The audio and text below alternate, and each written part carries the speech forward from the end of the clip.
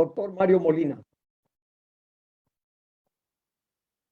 Para ubicarnos en el contexto de la entrevista que hoy generosamente nos obsequia, sería importante nos ilustrara sobre la solución a la problemática detectada en los años 80 en relación a la disminución de la capa de ozono de la atmósfera, que por la magnitud de sus impactos seguramente generaría daños a la humanidad en general, y que por sus investigaciones se confirmó, así como las medidas para su solución, que fueron de gran mérito y contribución, por lo que finalmente se hizo usted acreedor al Premio Nobel de Química en 1995.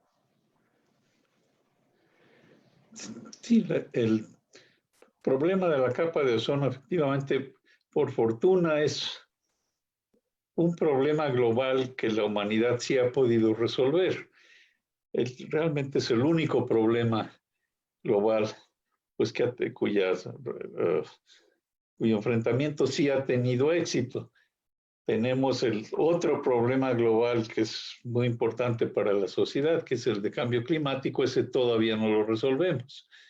Pero en lo de la capa de ozono, resulta que a través de este acuerdo internacional, el Protocolo de Montreal, pues todos los países del planeta se pusieron de acuerdo para ya no producir los compuestos industriales que son los que estaban causando el adelgazamiento de esta capa que tiene pues nuestro planeta, una capa que está a 15 y 30 kilómetros de altura, sobre todo en la segunda capa que tenemos, que es la estratosfera, y que nos protege de la luz ultravioleta que viene del sol, que puede causar toda una serie de dificultades a sistemas biológicos, inclusive a nosotros en la sociedad, a los humanos, nos puede causar cáncer en la piel. Ahora, resulta que estos compuestos no son naturales, los clorofluorocarbonos, los que causan este problema, aunque, como mencionaba yo, ya no se producen, pero permanecen mucho tiempo en el medio ambiente. Entonces, todavía tenemos hoy en día una buena porción de los compuestos que se emitieron en el siglo pasado.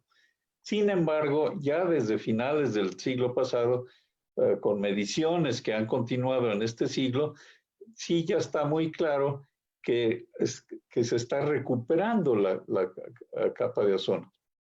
Inclusive está desapareciendo el llamado agujero en la capa de ozono, que es un fenómeno que ocurre sobre el continente de la Antártida, en el Polo Sur, muy espectacular porque en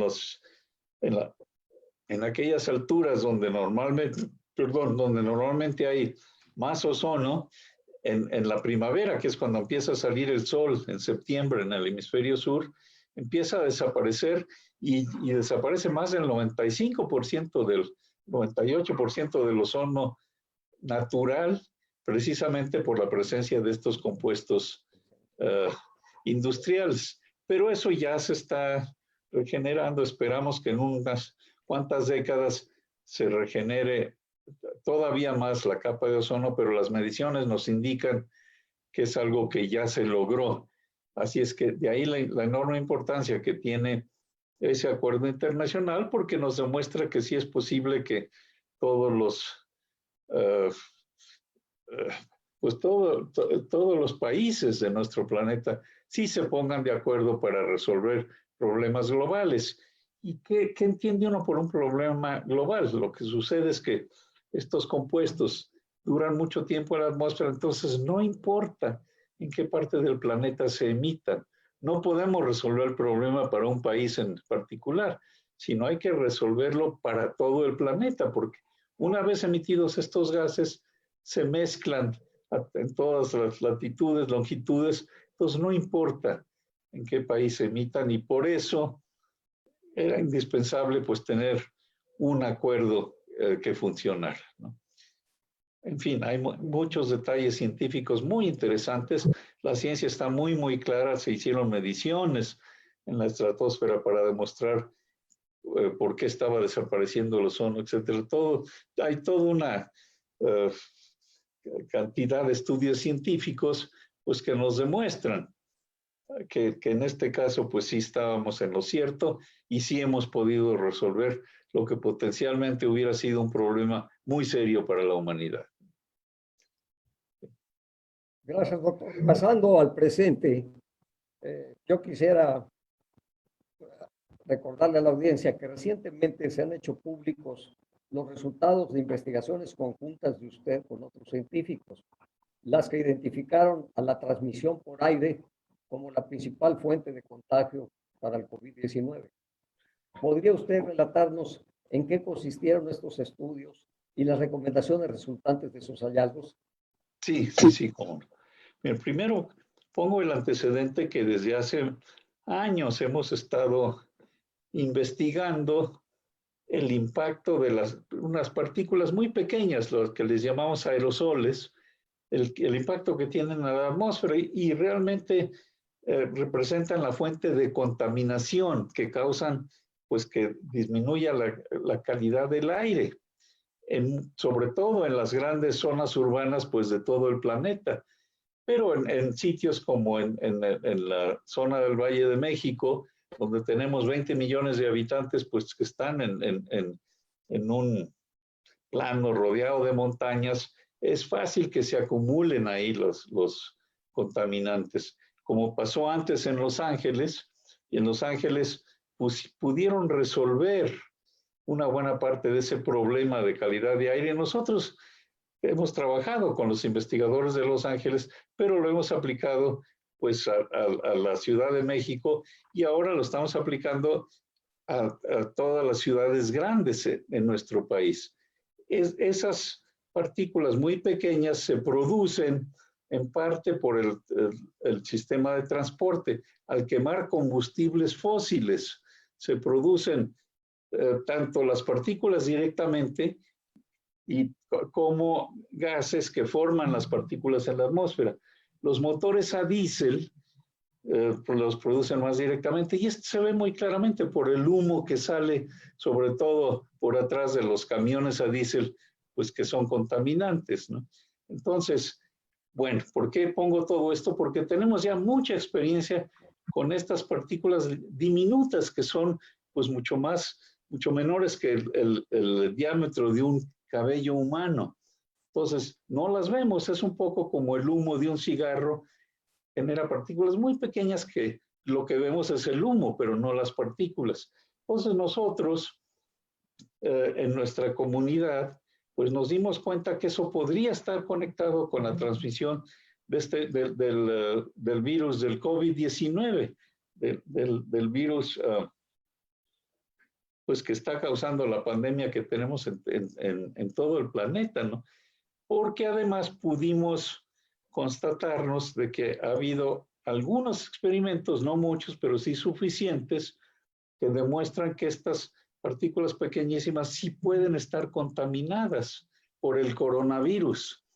Y sabemos, por el problema de calidad del aire, que las respira uno pues muy fácilmente y al respirarlas se meten directamente al sistema respiratorio de la gente, porque no son atrapadas por la nariz o por los ductos que llegan a los pulmones, sino que llegan directamente a los alvéolos de los pulmones. Entonces, sabiendo que se pueden producir estas partículas contaminadas y sabiendo que nosotros normalmente las respiramos, pues nos dimos cuenta de que esa podía ser una manera importante de transmitir este coronavirus, porque hasta hace poco, pues la idea era que se transmitía sobre todo por la gente, pero al estornudar o al toser, que es cuando generamos gotitas que sí se pueden ver y que son pues muy contaminantes y que ya sea que alguien las respire o que caigan en alguna superficie de plástico, de madera y que la gente toque esa superficie contaminada y luego se toque la cara, esa era la idea de que así es como se transmitía esta enfermedad, pero nosotros, pues con nuestra comunidad y con varios otros grupos, pero nosotros hicimos el anuncio importante ya desde hace tiempo de que había que cuidarse pues de las partículas que se emiten al hablar. No tiene que toser la gente para estar infectando, digamos, sus alrededores. Y de ahí, pues, la necesidad de tener una distancia, una sana distancia para no estar respirando las gotitas, pero los aerosoles, pues, aún con sana distancia se pueden respirar, pero si usa uno un cubrebocas, que no tiene que ser muy complicado, pues eso ayuda de muy buena manera a disminuir la probabilidad de que se contamine uno. Y eso lo hemos visto con estadísticas en otros países, de que en el momento en que el gobierno en algún país impone el uso de las máscaras o de los cubrebocas, sí hay un cambio muy claro en el aumento de infecciones. Entonces, pues esa es básicamente nuestra contribución. Ha tenido muchos de nuestros colegas pues nos apoyan completamente, pero algunos otros insisten en que son las gotitas las que contaminen porque no están familiarizados con estas propiedades pues tan especiales que tienen estas partículas tan pequeñas. Pero en fin, lo que estamos viendo hoy en día, pues que ya muchos gobiernos están pidiéndole a la población que sí se ponga máscaras, porque vemos que esa sí es una manera muy efectiva de disminuir el aumento en la cantidad de infecciones. Así es que esa es la contribución. Pues muy importante hallazgo, doctor Molina, que de alguna manera tiene el antecedente en todo este historial de la química y del comportamiento de los aerosoles en el medio aire. Exacto. Está a nuestro alrededor, que respiramos y del cual dependemos. Los gobiernos y los agentes, doctor Mario Molina, económicos, en la casi totalidad de los países, han estado tratando de apresurar la reactivación de las actividades económicas y las interacciones de carácter social y de movilidad asociadas a ellos.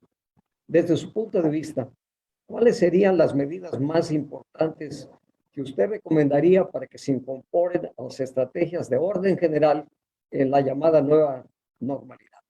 Sí, aquí lo importante es reconocer que primero que el tener estudios científicos importantes, pues tiene que ser parte de la solución, pero esto pues hay que tratarlo y discutirlo con las personas en el gobierno que son las que pueden imponer ciertas medidas.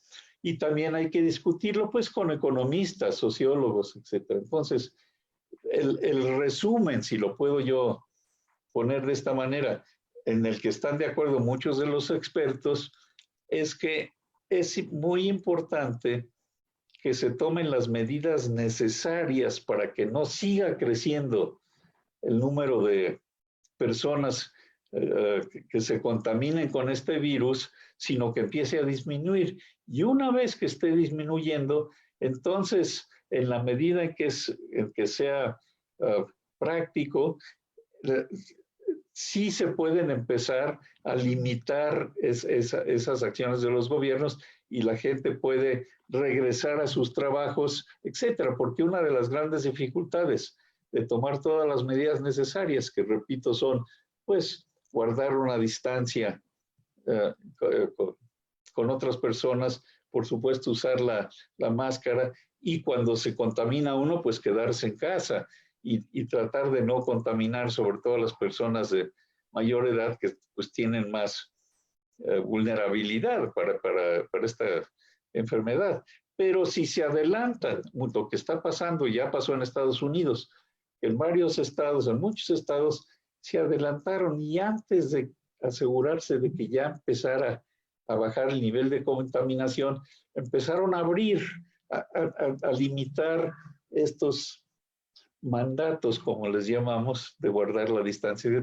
Y eso, pues desgraciadamente, lo que hace es atrasar la recuperación de la sociedad. Entonces, no está funcionando. Si mucha gente se está enfermando, se está muriendo, no progresa la economía. Entonces, tomando en cuenta que es importantísimo que la economía se recupere, de todas maneras, lo que es más atinado es primero tomar las medidas necesarias para que baje la infección. Y una vez que se ve que ya se establece esto claramente, entonces sí empezar a abrir la sociedad a que no tenga tantas limitaciones, porque hay muchos trabajos, pues por ejemplo, de gente que en los restaurantes o en algunas fábricas, etcétera, pues que hubo que limitar, porque había que poner a la gente a trabajar en sus casas y no todos los trabajos se pueden llevar a cabo, pues como evidentemente un restaurante o en un gimnasio o en una peluquería, pues eso no se puede hacer a distancia. En cambio, muchos otros negocios sí lo hemos podido hacer a distancia, nos comunicamos tal como lo estamos haciendo ahora a través del internet y seguimos trabajando. Pero ¿en qué momento abrir? Y aquí en México pues se le cambia el color a cada estado o a cada provincia o a cada sitio donde se está midiendo cuál es la velocidad de contaminación, para poder establecer en un momento dado pasar de un color rojo a un color verde para que la gente ya pueda pues ir a trabajar. Pero va a tener que hacerlo con mucho cuidado.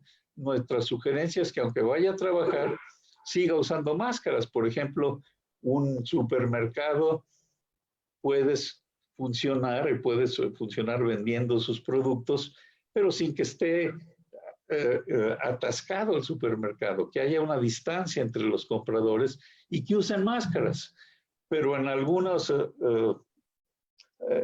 sitios donde se vende comida en público, así aquí en México, pues tenemos mercados muy conocidos, es muy difícil poner estas limitaciones porque hay tanta gente que están todos muy cerca de otros y no todos le hacen caso al uso del cubrebocas. Así es que son cosas que los gobiernos tienen que decidir cómo controlar.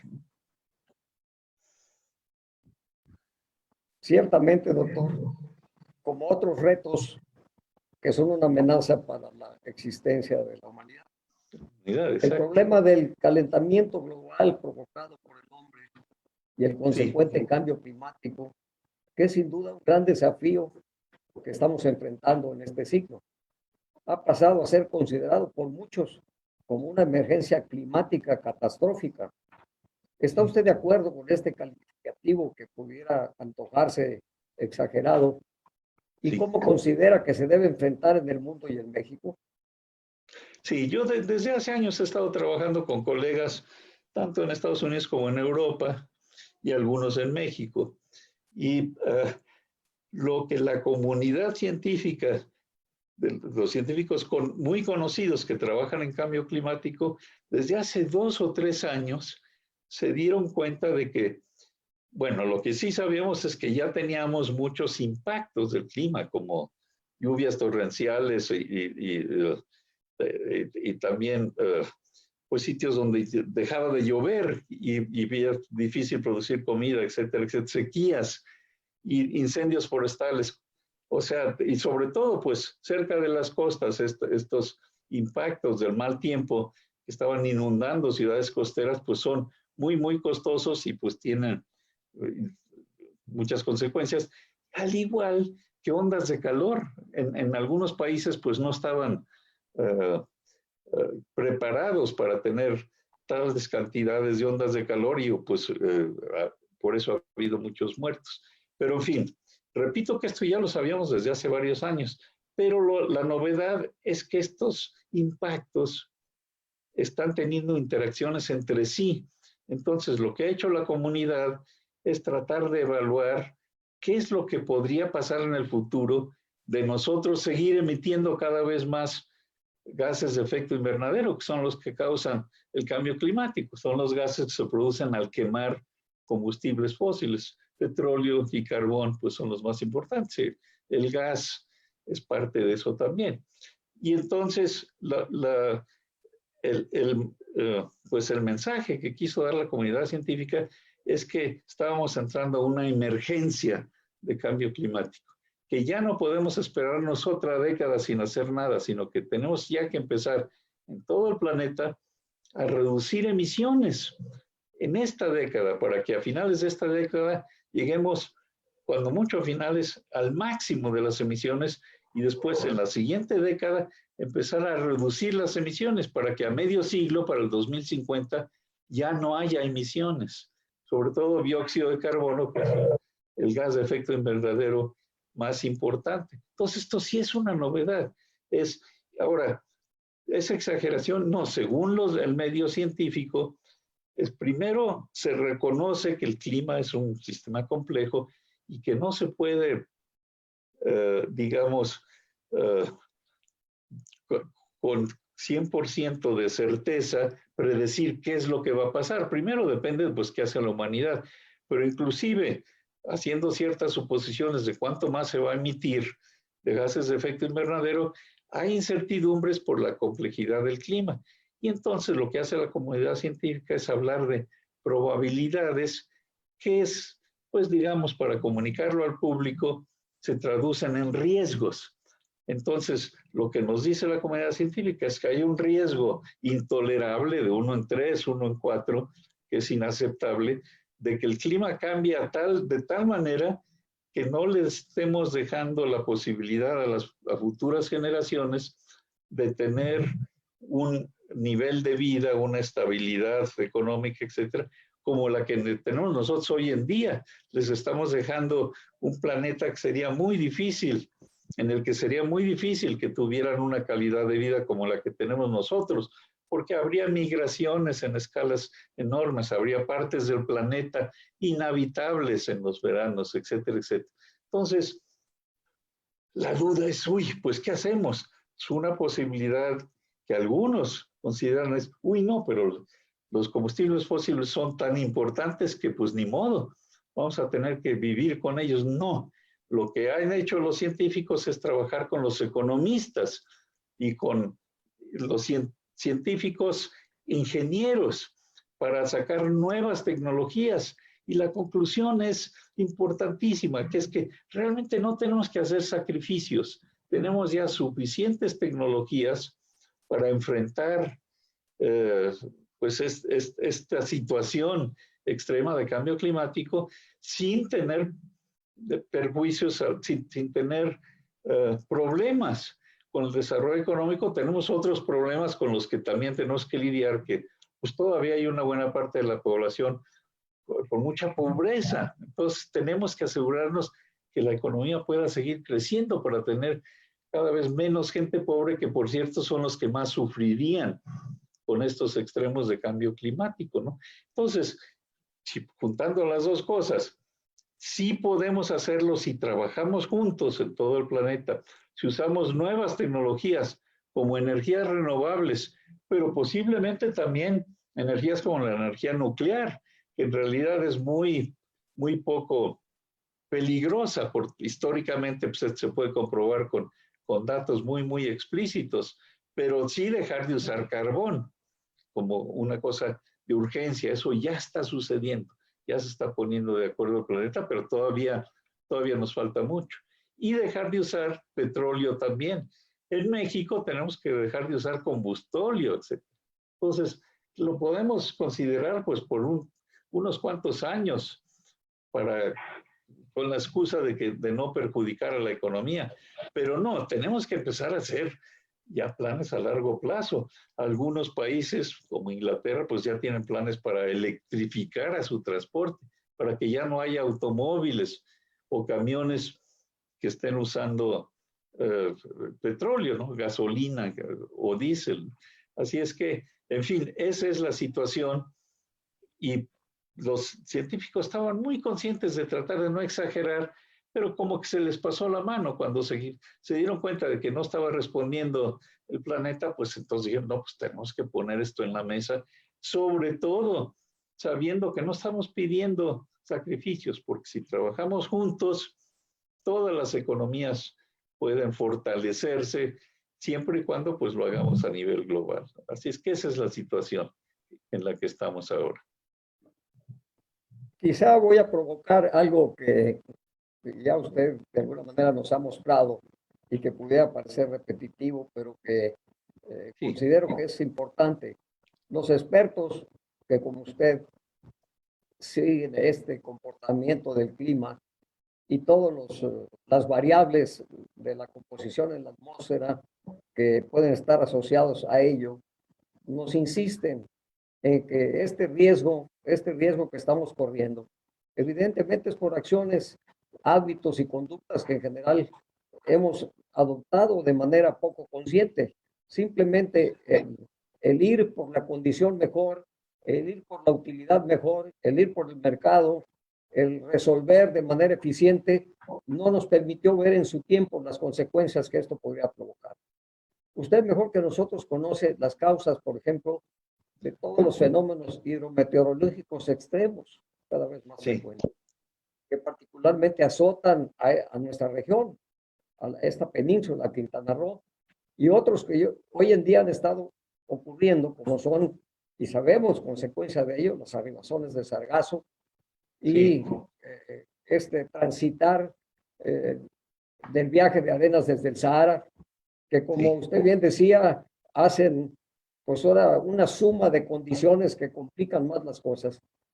A mí me gustaría que nos repitiera usted cuál sería su mensaje al respecto y desde luego cuáles deben de ser las nuevas estrategias que deberíamos como sociedad adoptar. Pues el mensaje importante es que tenemos que empezar a cambiar ya. Bueno, ya está sucediendo. En los países que estaban emitiendo más, como China, ahí lo que se ha podido hacer es disminuir la velocidad a la que estaban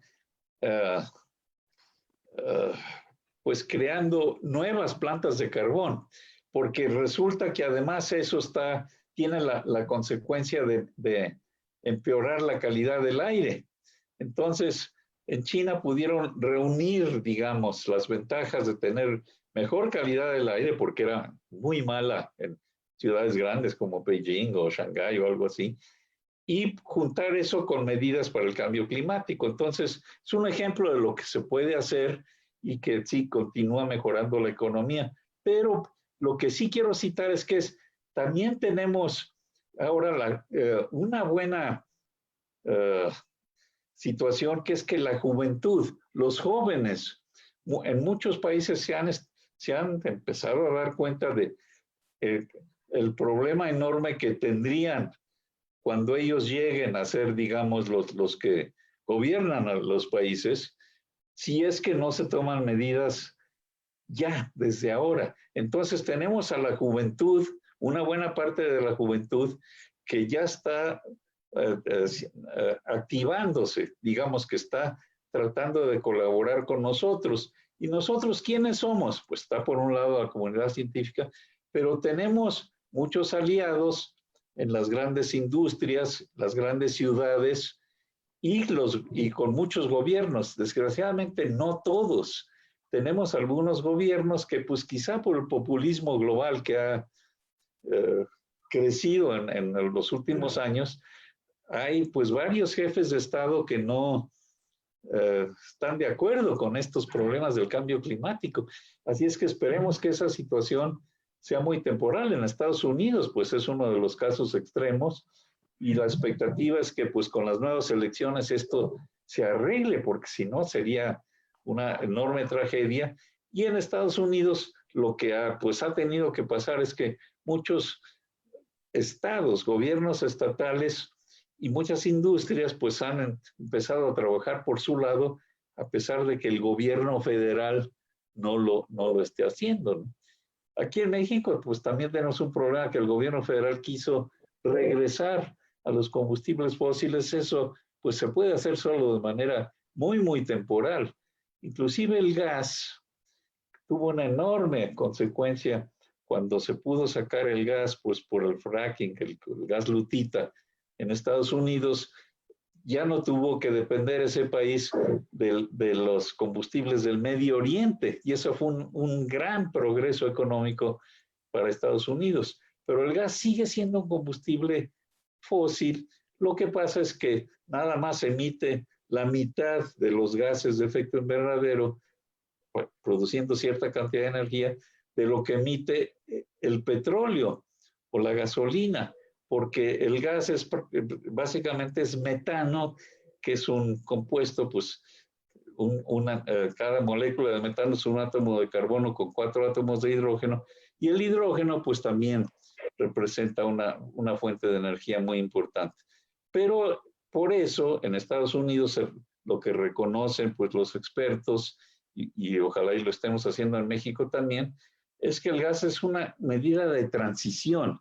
No vamos a poder usar gas en la segunda mitad del siglo, dadas los acuerdos a los que está llegando la sociedad. Para entonces ya tenemos que estar usando energías renovables o energía hidráulica, como lo podemos hacer en México, o inclusive energía nuclear, como lo han hecho a un costo pues muy un costo al que la sociedad podía absorber sin ningún problema en países como Francia o en Suecia, ¿no? De ellos saben, ya supieron, ya resolvieron ese problema. Entonces, ojalá y podamos aprender de todo esto aquí en México y lo están aprendiendo en muchos países, claro. Pero sí tenemos una enorme tarea para convencer a toda la sociedad de que estamos en una emergencia.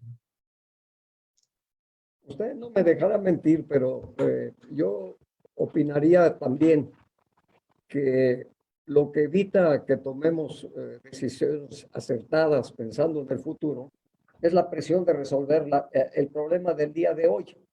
Sí. Y esto, de alguna manera, crea, pues, por decirlo así, horizontes inciertos, horizontes que no son los adecuados.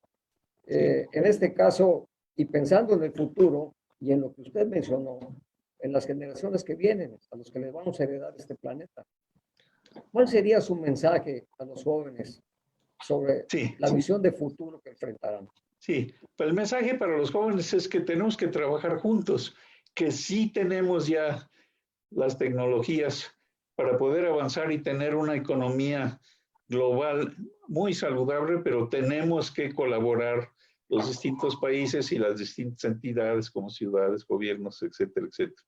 Pero puedo mencionar dos cosas más. Ya no me metí en detallar los problemas que tendrían las futuras generaciones, porque cité algunos, pero uno muy serio es que va a seguir subiendo el nivel del mar, nada más que eso es más lento, pero hacia finales del siglo pues ya tendríamos muchas ciudades que están ahora son ciudades costeras, pues que si el nivel del mar ya subió 1 o varios metros, pues van a tener que cambiar. Eso es un poco más a largo plazo. Pero tenemos otros problemas muy importantes en los océanos, pues hablando de Quintana Roo, tenemos toda pues la vida que hay en los océanos, sobre todo cerca de las costas, y tenemos que se está acidificando los océanos además. Eso es un impacto separado al del cambio climático, pero es consecuencia de tener tanto dióxido de carbono en la atmósfera, ¿no? Entonces eso también. Pero quizá puedo apuntar un punto más, que es más para la sociedad, pero los jóvenes, ojalá y también esto lo puedan aprovechar. Y es lo siguiente, nuestra sociedad pues sí está acostumbrada en cierta manera a pensar en el futuro. Y una prueba que yo pongo en la mesa, siempre muy fácil de entender, pues es que nuestra sociedad invierte cantidades de recursos bastante considerables en educar a los niños. Pero esa es una inversión a largo plazo. Pues si a mí nada más me interesara el futuro próximo, ¿para qué demonios gasto en los niños? Si cuando van a ser adultos y aprovechar eso, pues ya van a haber pasado hasta décadas, ¿no? Pero pues la gente está consciente de que por lo menos para su familia, pues quiere darle la oportunidad a sus hijos de que tengan un futuro como el que tenemos nosotros. Entonces, no es novedad de que haya ciertas inversiones de la sociedad en el futuro. Y claro, tenemos que invertir, si estamos hablando de calidad del aire, pues estamos hablando por lo menos de unos cuantos años más, etcétera. Entonces, es evidente que tenemos muchos ejemplos de cómo la sociedad ha gastado en el futuro.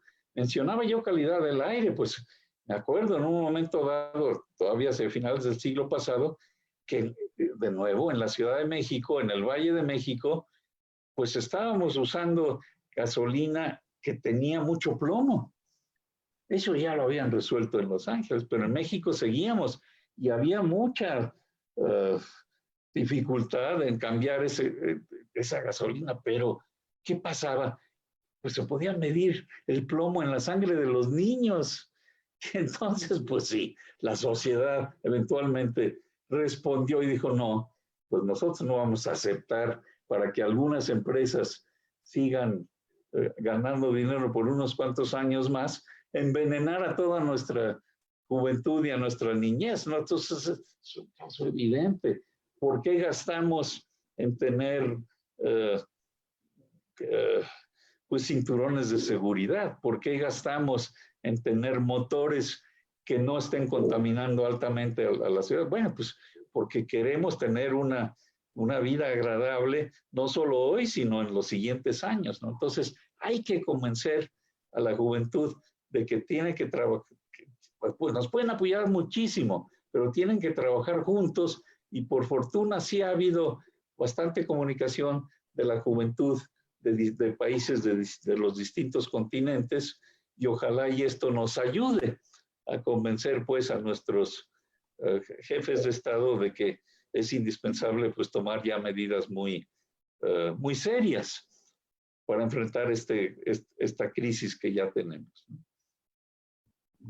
Muchas gracias por esta extraordinaria charla, doctor Mario Molina, que nuestro auditorio desearía que se prolongara, pero también hay otros que quieren ya poner sobre la mesa algunas preguntas para escucharlo en razón de ello. Entonces vamos a pasar a esta parte de nuestra entrevista presentándole algunas de estas preguntas que han llegado a través de las redes de comunicación. ¿Cómo no? Claudia Mouni nos pregunta, ¿cuáles piensas son las mejores estrategias para disminuir las emociones? En este caso está mal, son las emisiones de gases de efecto invernadero. Sí, sí, sí.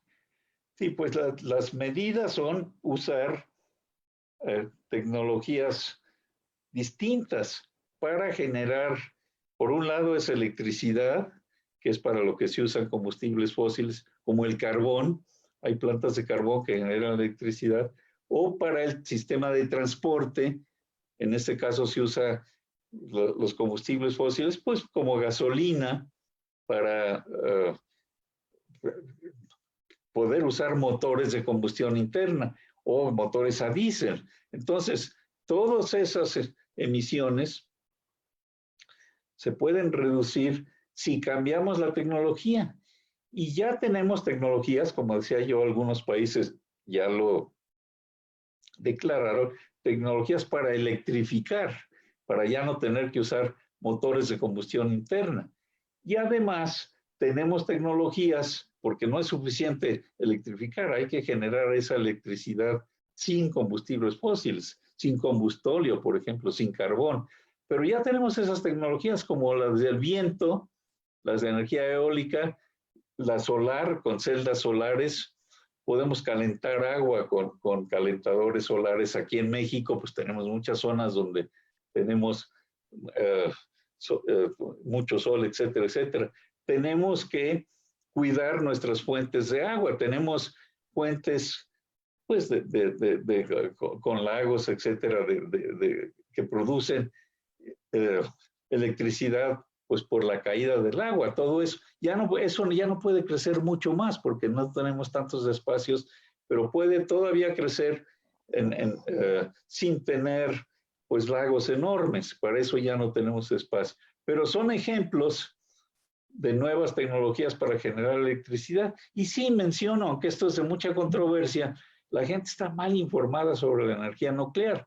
Resulta que las nuevas tecnologías nucleares son muy, muy seguras.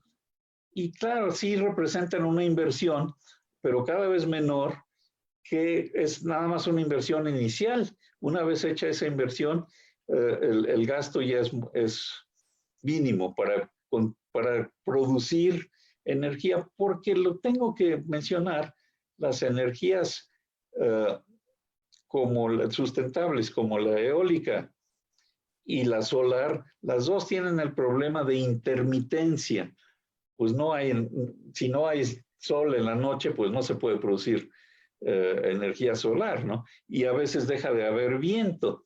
Pero por fortuna, también se están desarrollando cada vez mejores tecnologías para almacenar baterías cada vez más baratas o inclusive saltos de agua, como lo han hecho en España, etcétera. Entonces, ese problema de almacenamiento es el que hay que enfrentar, y de ahí pues la posibilidad también de tener parte de la energía como energía nuclear, porque esa sí es continua, esa sí no es intermitente, ¿no? Pero en fin, las medidas están muy claras y sobre todo hay varios grupos en los que participan jóvenes también, en los países como China y también Estados Unidos y en Latinoamérica, pues le tenemos que dar más fuerza, en que tenemos planes, tenemos reportes con muchas recomendaciones muy detalladas de la lista de medidas que tienen que tomar los gobiernos, pero van en la dirección que he indicado, pues de generar energías sin quemar combustibles fósiles. Nicolás Rodríguez nos pregunta, ¿cuál es la duración promedio en la atmósfera de las partículas contaminadas con COVID-19 una vez que son emitidas? Sí, bueno, pues esa es una pregunta que todavía no se responde con mucha claridad, pero tenemos casos que sí nos demuestran, sobre todo en lugares cerrados, que puede ser un sitio donde se dan clases de gimnasia o un sitio donde están enseñando a cantar para un coro. Eso, o sea, son cuartos cerrados. En esos cuartos cerrados está muy claro que estas partículas muy pequeñas pueden llegar a cualquier lugar de ese cuarto. Cuando estamos afuera, si hay algo de viento, en general ya es menos peligroso porque el viento se lleva las partículas. Y entonces, aunque pueden seguir infectadas pues hasta por varias horas, normalmente en un sitio al exterior no son tan peligrosas a menos de que haya mucha gente con poca distancia entre ellos, porque entonces pues es cuestión de minutos para que ya no es, no, insisto, la gran diferencia con lo que se pensaba anteriormente no es nada más cuando la gente esté tosiendo o estornudando, sino cuando está hablando. Simplemente el hablar, claramente hay mediciones que nos indican cómo se transmite el virus en esas partículas que no vemos, pero que pues es parte natural de nuestras actividades para comunicarnos con otras personas. Antonio Salazar le quiere preguntar, doctor, ¿Cómo? ¿qué opina de las medidas de algunos países como Suecia ante el COVID-19 y su política de inmunidad de rebaño? Ya no oí muy bien el final, pero Suecia originalmente no tomó medidas, pensaron que ellos podían lidiar con la pandemia simplemente pidiéndole a la gente que se cuidara, pero no fue lo suficiente. Ya cambiaron de opinión muy recientemente de que en realidad se arrepintieron, deberían de haber tomado medidas. Claro, los países que tomaron medidas más extremas fueron los países orientales, como en China o en Corea del Sur, etcétera. Entonces ahí sí, la gente estaba usando cubrebocas porque ya estaban acostumbrados por la calidad del aire. Entonces sí tenemos ejemplos de varios países, sobre todo asiáticos, donde se tomaron medidas bastante fuertes por los gobiernos y no creció la pandemia, se quedó relativamente plana, por contraste con lo que pasó en Europa. En Italia, pues les pegó durísimo, hasta que en el norte de Italia impusieron el uso de cubrebocas y entonces empezó a disminuir el nivel de contaminación. Pero eso pues ha variado mucho, y en Estados Unidos muchos estados sí han impuesto el uso de cubrebocas y algunos no, y sí se ve muy claramente la diferencia, con algunas excepciones Hay excepciones como, por ejemplo, las vacaciones el llamado Spring Break en Estados Unidos, que muchos jóvenes pues salieron a las playas. Entonces, y en los estados con playas, pues en eso sí aumentó la contaminación. En cambio, en otros que sí impusieron el uso de máscaras, claramente creció menos la contaminación, por contraste con aquellos que no impusieron ningún límite, ¿no? Así es que hay evidencia, pues, indirecta, pero convincente, de que los países, como decíamos al principio, sí pueden tomar las medidas necesarias para asegurarse de que no esté creciendo el nivel de contaminación, aunque eso implica que la gente se tiene que cuidar mucho, pero en cuestión de 1 o 2 meses se puede nivelar y aplanar esa curva y entonces ya empezar a regresar a la normalidad, pero no es una normalidad todavía como la que teníamos a mediados del año pasado. Es una normalidad que poco a poco pues va a poder aligerarse, pero va a haber que seguir usando cubrebocas y guardar distancia, pues quién sabe por cuántos meses, ¿no? Pero sí le conviene, es lo que le conviene a la sociedad. Doctor, Ariel Hurtaz pregunta que por qué no, como en el caso de los hidrocarburos y el problema del ozono, hubo una respuesta de toda la sociedad. ¿Por qué en el caso de fenómenos como el del sargazo no se ha logrado establecer alguna estrategia general?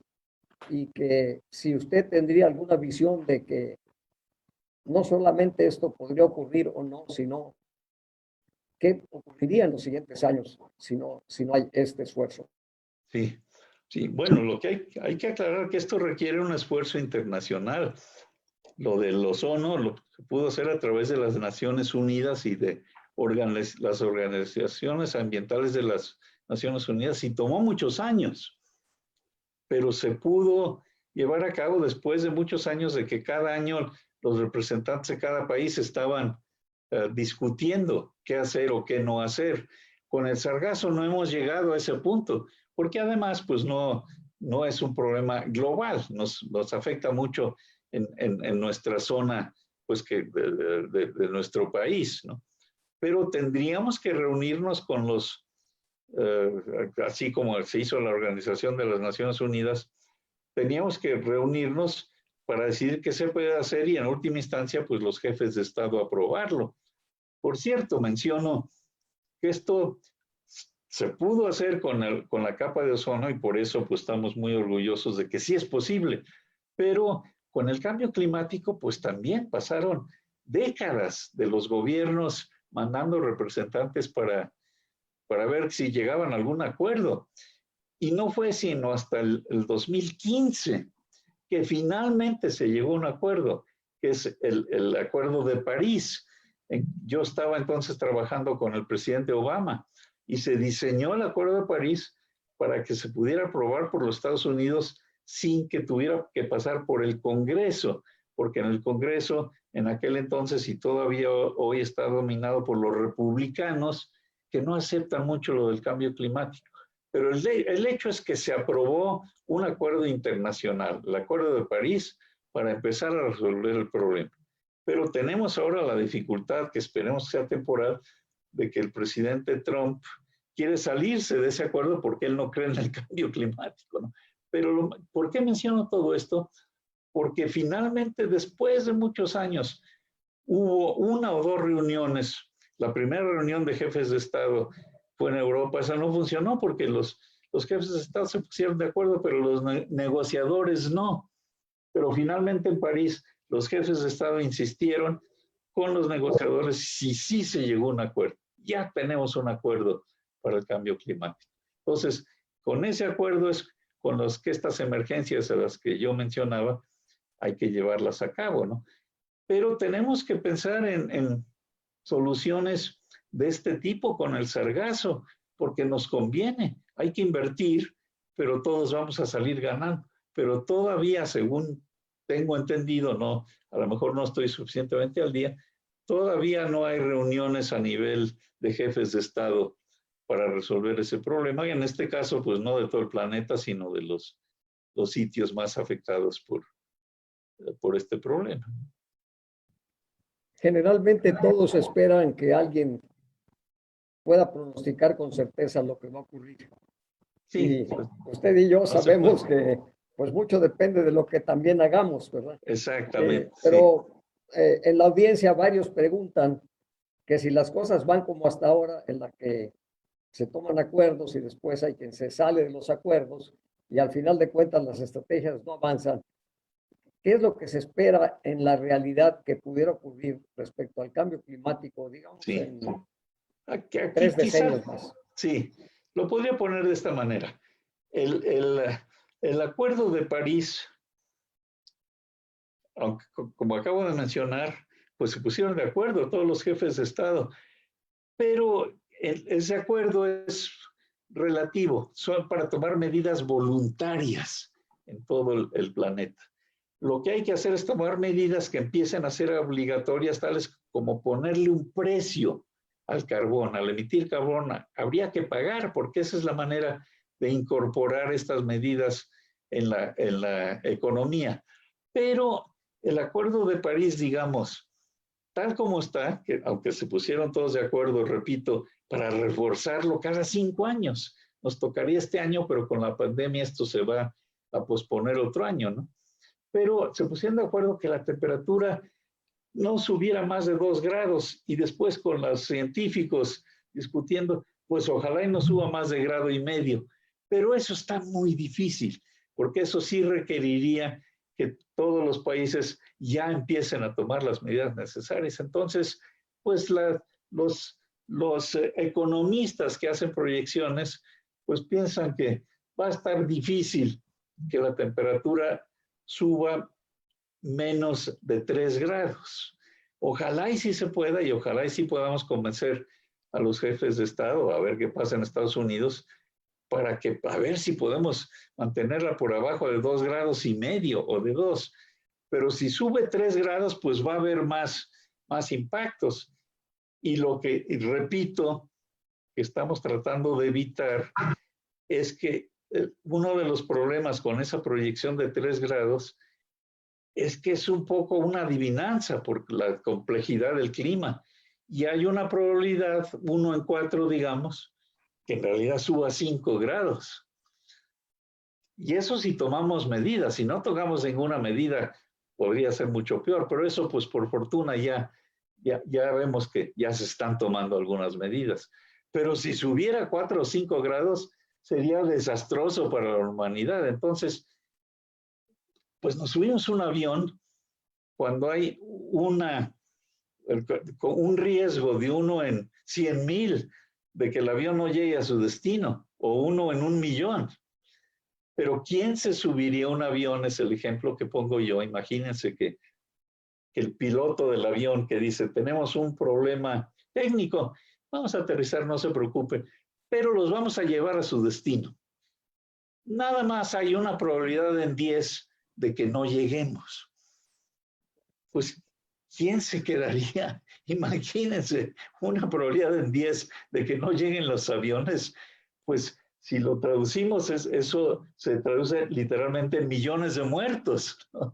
Entonces, 1 en 10 es totalmente inaceptable para volar un avión. Pues, ¿qué tan aceptable es para todo nuestro planeta? Eso es lo que queremos explicar, ¿no? O sea, el riesgo es lo que llamamos las colas de las, porque el riesgo lo ponemos como en una curva gaussiana, etcétera, etcétera, pero tiene colas muy grandotas. Eso quiere decir que tiene riesgos totalmente inaceptables, de acuerdo con los economistas, trabajando con los matemáticos y con los científicos y con los políticos, ¿qué tanto se puede hacer? Gracias, doctor Mario Molina.